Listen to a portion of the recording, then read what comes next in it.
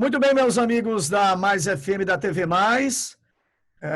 Nós vamos conversar agora aqui na Mais FM e na TV Mais com o professor Marcelo Ximenes, economista, o professor da Universidade Regional do Cariri, aqui campus Iguatu, e nós, obviamente, que vamos conversar sobre um assunto que norteia, né, esses últimos meses, que é esta questão da pandemia. E a pandemia, ela vem afetando não só a questão da saúde, Marcelo, mas também a economia de uma forma geral, né? Os municípios têm sentido muito esta crise. Agradecer pela sua participação aqui conosco e lhe perguntar, Marcelo, qual é a relação, na verdade, da pandemia com a crise atual? Bom, boa tarde, Paulinho. Satisfação estar com você, com seus ouvintes, seus telespectadores. É importante a gente entender essa pergunta, que a pandemia, ela, acima de tudo, ela é uma externalidade. Ou seja, nós não estávamos preparados para recebê-la. Ela caiu nas nossas mãos, não fomos nós que criamos. Diante disso, o melhor a se fazer foi o isolamento social.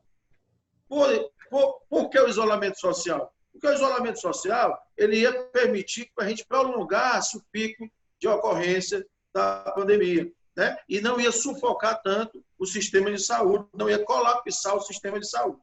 Porém, o isolamento social ele atinge em cheio a economia. O efeito colateral do isolamento social ele é muito perverso com a economia, certo? Ele é um duro golpe, a gente pode dizer assim, é um duro golpe inesperado na demanda e oferta de bens e serviços, né? Então, o que acontece? O isolamento social ele fez com que a economia quase que parasse, né? Posso dizer assim, né? Uma coisa que é importante lembrar é o seguinte, que a economia já não vinha bem antes da pandemia. Se você lembrar um pouco, o PIB de 2019 ficou conhecido como PIBinho, né? Foi um PIB pequeno, né?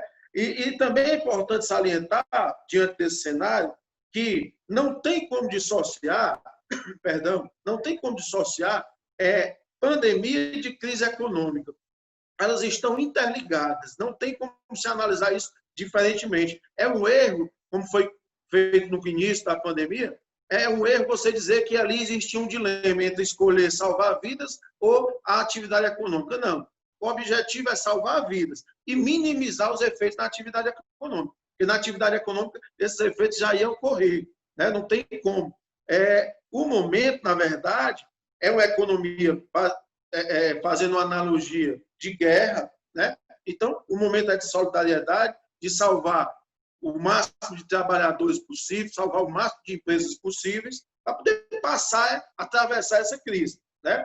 A recessão já era esperada, né? Se você tem um isolamento social, a recessão é esperada. O que é recessão? É quando o PIB cai, né? O que a gente não pode querer é a depressão, ou seja, vários momentos de recessão, várias quedas consequentes do PIB. Isso não, essa é devastador. Então, demissão em massa, quebradeira em massa, isso é terrível. O governo realmente tem que ajudar as famílias, os trabalhadores e as empresas, mesmo que isso impacte nas contas do governo.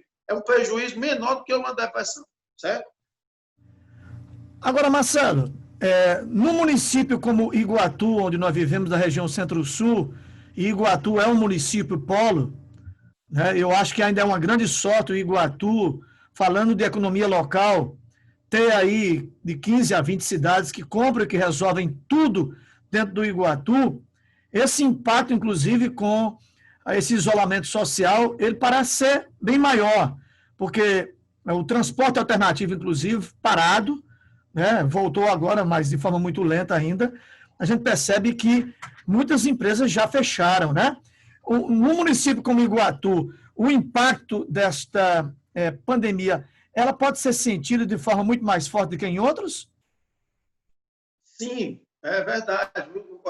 Em cidades, em regiões, como a região Centro-Sul, e diga-se de passagem, é uma região ainda pobre, né? A gente não pode. O estado do Ceará é um estado pobre. E a região do Iguatu é uma região do Iguatu, não, uma região centro-sul, ela também é uma região pobre. Nós somos em torno de 4% da população do estado, em torno de 4% do PIB, né, do estado do Ceará.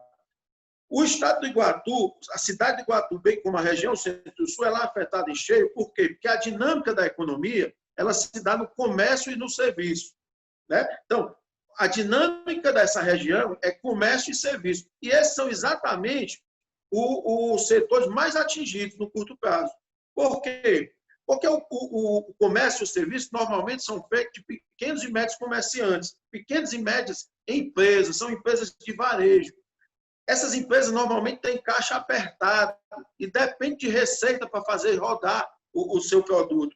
Precisa de receita para poder equilibrar, pagar suas contas. Então, esse setor é o que mais é afetado, é o que é mais exposto à crise, né? Ele tem que ter caixa para poder passar esse período. E ele muitas vezes não tem. Se ele não tiver caixa, ele não consegue passar. Afinal, são mais de 100 dias parados, né? Então, imagine um pequeno comerciante, um pequeno empresário ou médio, 100 dias parado. Isso é um desafio, né? Isso é um desafio e isso pode levar a uma quebradeira geral.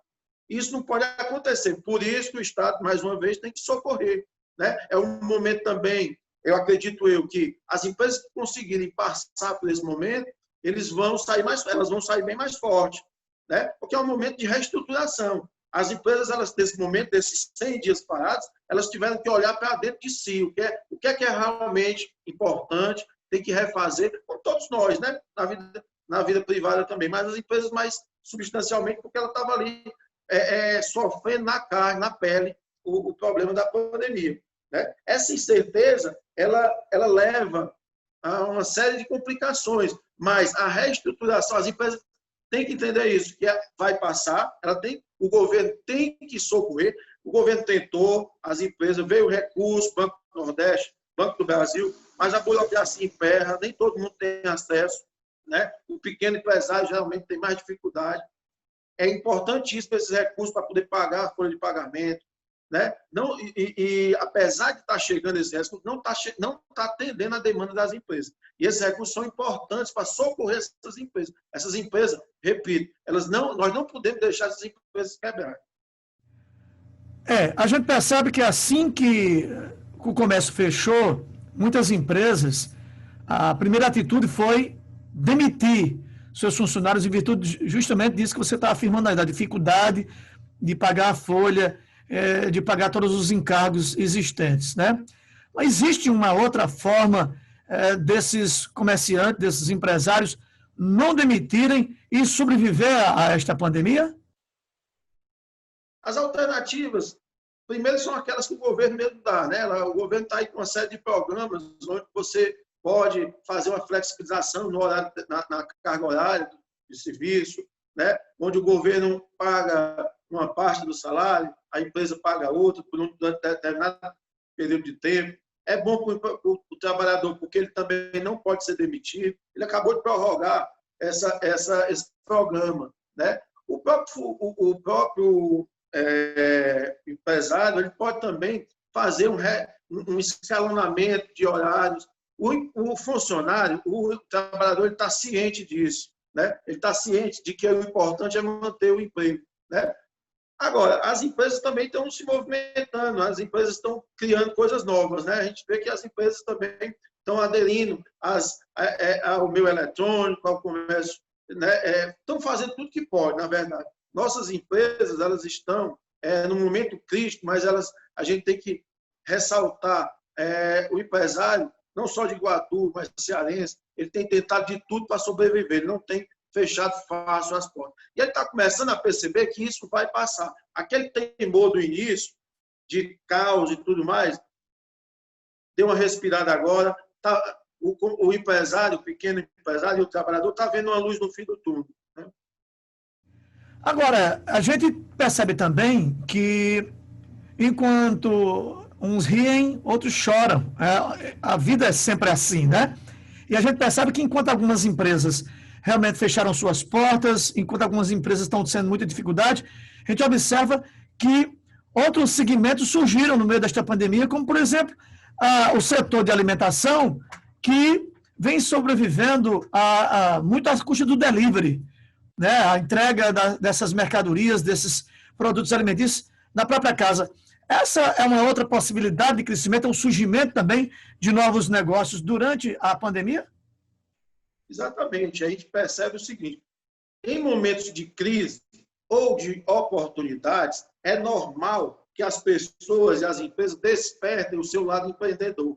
Antigamente se achava que o lado empreendedor era um dom, a pessoa já nascia com aquele dom. E hoje a gente sabe que o empreendedorismo pode ser despertado. Então, em momentos de crise ou em oportunidades, as pessoas ou empresas, elas despertam para esse lado empreendedor.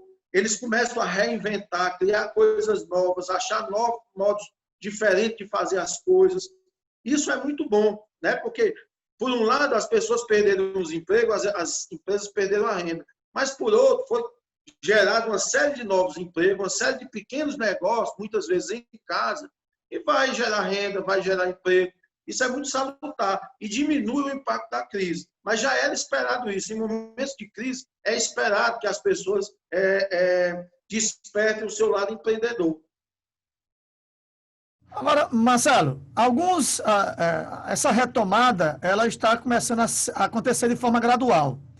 Na capital está um pouco mais adiantado, obviamente, porque os números se mantêm mais estáveis, as próprias UTIs estão um pouco mais desocupadas e a busca pelas unidades de saúde também tem diminuído relativamente.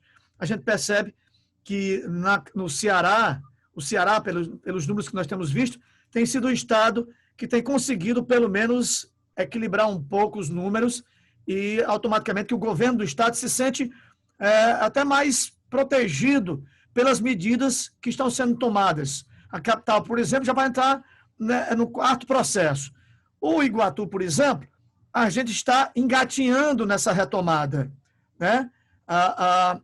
O que é que dá para se esperar dessa retomada? E você calcularia um tempo para que, se realmente se confirmar essa retomada de forma gradual e realmente a gente tiver aí um equilíbrio nesses números da pandemia, em quanto tempo você calcularia que o comércio do município de Iguatu estaria em plena fase de recuperação?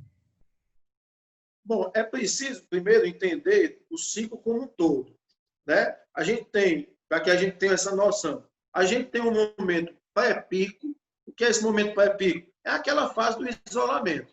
A gente tem um momento do pico da epidemia e depois a gente tem um pós-pico, que é onde se fala na retomada, né? Essa é a situação. O problema é que esse ciclo se dá de formas diferentes, como você acabou de falar, em locais diferentes, né? Em Fortaleza, por exemplo, que foi o epicentro da epidemia no estado, né? Dizem que até no país, Fortaleza foi uma das portas de entrada para a pandemia.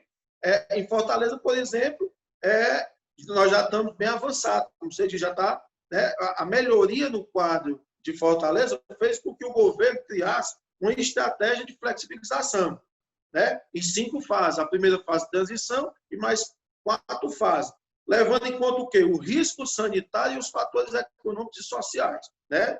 Qual seria o gatilho para pular de uma fase para outra? Ocupação de leito, internações, óbitos e as questões regionais, territoriais. Cada lugar tem as suas especificidades, né? O Iguatu, ele entrou primeiro na transição, aí aumentou o número de casos, né? Foi aquela loucura. Aí o município decretou lockdown, isolamento total, né? De forma um pouco atabalhoada, inesperada, né? Foi uma correria, né? Eu não sei se ajudou, mas depois acho que o Poder Municipal entendeu e foi ajeitando, né? Logo em seguida teve o lockdown estadual. Houve uma pressão dos comerciantes, que é natural, porque no momento que você vê o momento de transição voltar, né? Você está no momento de transição e de repente volta para o lockdown, as empresas ficam pressionadas, porque estão no limite, elas estão sofrendo muito. Então, o que acontece é que agora nós vimos que nós já estamos entrando na fase 1, né? Voltou a transição e nós estamos entrando na fase 1 em Guarulhos. Você me perguntou qual o tempo. Eu não tenho como dizer isso. Por quê? Porque isso vai depender de muitos fatores. Vai depender do comportamento do vírus, vai depender de como as pessoas vão responder, né? Se as pessoas obedecerem as pessoas e empresas obedecerem os protocolos, né?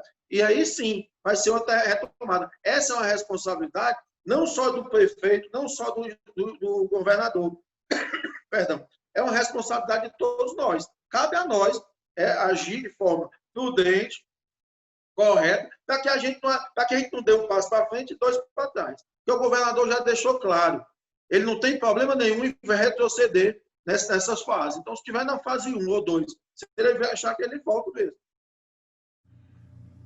Nós temos exemplos, em 1918, quando nós tivemos aí a gripe espanhola, nós tivemos um vírus, obviamente, muito mais letal, né? Que matou muito mais gente, cerca de 50 milhões de pessoas ao redor do mundo morreram.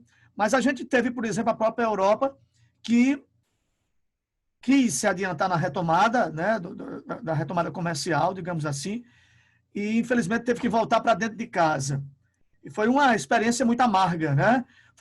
A segunda vez morreu mais gente do que a primeira, a terceira morreu mais do que a segunda. E é óbvio que esse medo também, ele nos assusta, né? Porque todo mundo quer voltar a trabalhar, todo mundo quer um emprego, porque tem direito de sustentar suas famílias, mas vive esse dilema, né? Será que quando é que realmente a gente volta ao normal? Se é que um dia nós vamos voltar realmente ao ser o nosso antigo normal, ou se vamos viver esse novo normal, como é chamado. A gente, como você disse, há uma responsabilidade dupla aí. O Estado, que faz a sua parte, e as pessoas que vão ter que entender e fazer a sua parte também, para que a gente não retroceda. E o governo já disse muito claramente, se tiver que retroceder, vai retroceder, economizando vidas, né? Dá para a gente acreditar que logo, logo, caso haja tanto a responsabilidade do Estado como das pessoas, a gente possa estar voltando a esse novo normal e acreditando que a gente possa ter esse novo enquadramento, se é que será realmente daqui para adiante, será isso, a gente vai ter que se adaptar a essas novas situações, Marcelo? Bom, em termos econômicos, o que a gente percebe é o seguinte, existe muita incerteza, é um ambiente incerto, porém, por que é incerto? Porque a gente não sabe até que ponto a pandemia vai mudar, como você está dizendo, os costumes das pessoas, do consumidor e do produtor. Porque, veja bem, isso vai impactar, inclusive, no comportamento do produtor, do consumidor. As empresas, hoje nós estamos comprando máscara da China. Isso não se pode admitir, né? É normal que as empresas elas queiram fornecedores mais próximos agora. É normal que os consumidores, que agora começou a conhecer o seu bairro, os comércios, porque começou a comprar mais próximo de casa, então há uma tendência, e aí é uma coisa que a gente pode já vislumbrar, uma tendência do fortalecimento da economia local. Essa é uma tendência. Outra coisa que ficou muito claro para a gente é o seguinte, nós não estávamos preparados para a pandemia, e a pandemia ela demonstrou a ineficiência da sociedade. A sociedade não foi capaz de responder a isso. Até pelo que eu acabei de dizer, até máscara a gente estava comprando de fora, da China, né? O que acontece? Já existia um avanço da tecnologia e dos meios digitais, isso era notório. Porém, o que a gente espera é que vai haver uma explosão das ferramentas digitais, né? Tudo vai ser... Uma coisa é certa. As ferramentas digitais, eu digo de forma geral, não é só o celular, o computador, é tudo. Né? Desde um livro, desde um panfleto, tudo. As ferramentas digitais vai ter uma explosão. Ao mesmo tempo que foi exposto claramente uma desigualdade digital, tecnológica. É o que a gente chama de apartheid tecnológico. Muitos não têm acesso à tecnologia ainda, muitos não têm acesso a essa... Então, é preciso... Veja bem, nós estamos vendo uma explosão tecnológica, mas nós estamos vendo também uma desigualdade tecnológica. Então, o primeiro desafio do Estado, da sociedade, é equacionar isso, resolver esse problema do apartheid tecnológico, para que a gente possa, no futuro, poder pensar em desenvolvimento, porque, como você está dizendo, vai passar. Resta saber como é que nós vamos nos comportar. Acredito que nós vamos mudar, sim, porque nós vamos repensar, pelo menos. Será que é necessário todo dia eu sair de casa, pegar carro, pegar ônibus? Se a gente está vendo que está conseguindo fazer tudo em casa, se a gente está vendo que está conseguindo fazer tudo isolado, né? Então, isso vai ser repensado com certeza. Né? Você falou uma coisa interessante. Nós estamos vivendo um problema histórico, né? Que você falou em 1918, né? Agora, nós não temos, apesar de ter acontecido em 18, mas nós não temos a quem nos socorrer mais próximo. Né? Ninguém tem como perguntar a alguém, você não pode chegar para um avô seu, perguntar como foi. Não. Quer dizer, nós estamos sendo a prova viva da situação. Nós é que vamos servir de referência para gerações futuras. Né? Professor Marcelo, muito boa a sua entrevista, a conversa acho que é esclarecedora, mas eu gostaria que, para a gente encerrar, você pudesse deixar aí talvez um conselho, né? Conhecendo bem a área econômica como você conhece, você é professor da Universidade Regional do Cariri e, inclusive, repassa esses seus conhecimentos para os seus alunos. Faz de conta que os novos empreendedores que estão surgindo no mercado são seus alunos. Qual seria a sua recomendação hoje para eles? Bom, os novos empreendedores, né, até porque na maioria foram colocados no mercado à força, né, por uma questão de necessidade, eles têm que cuidar da saúde, né, financeira da sua pequena empresa, do seu novo empreendimento. O ideal é você consultar algum agente, né, ou uma prefeitura, ou o SEBRAE. O SEBRAE é um órgão especializado nisso. Né? Ele tem diversos programas voltados para o pequeno empreendedor. Né? Então, procurar um consultor o mais rápido possível. Se não for possível agora, a pequena empresa, o empreendedor, ele deve fazer algo, uma pequena contabilidade que seja, para ele conhecer suas receitas, seus gastos. Né? Ele tem que ter ideia, por exemplo, se o preço que ele está praticando é condizente com o mercado, se está dando lucro para ele. Ele tem que conhecer mais ou menos, ele tem que procurar identificar qual é a quantidade mínima que ele deve vender por dia para poder se manter, para poder cobrir suas receitas, cobrir suas despesas. Ele deve procurar fazer um capital de giro, porque nem sempre é preciso, principalmente o pequena empresa, ter um capital de giro. Nem sempre coincide o tempo que se paga com o tempo que os fornecedores com que se recebe. Então, você tem que ter ali uma folga. E aí você pode procurar algum banco, alguns financiamentos especiais que os bancos têm, Banco do Nordeste, para pequenos empreendedores. Né? Outra questão importante, e de forma mais rápida, para não tomar muito tempo, é a questão do planejamento de marketing. Né? Você não custa nada você fazer um planejamento de marketing, mínimo que seja, usar propaganda de boca a boca, as ferramentas digitais. A ferramenta digital, Facebook, redes sociais, ela permite fidelizar o cliente. Né? A questão de você comprar via delivery, e principalmente desse tipo de empreendedores, permite o cliente fazer algumas exigências que em grandes empresas ele não faria. Né? Ele começa a querer aquele produto daquele jeito, faça desse jeito, faça daquele jeito, e aí você começa a fidelizar.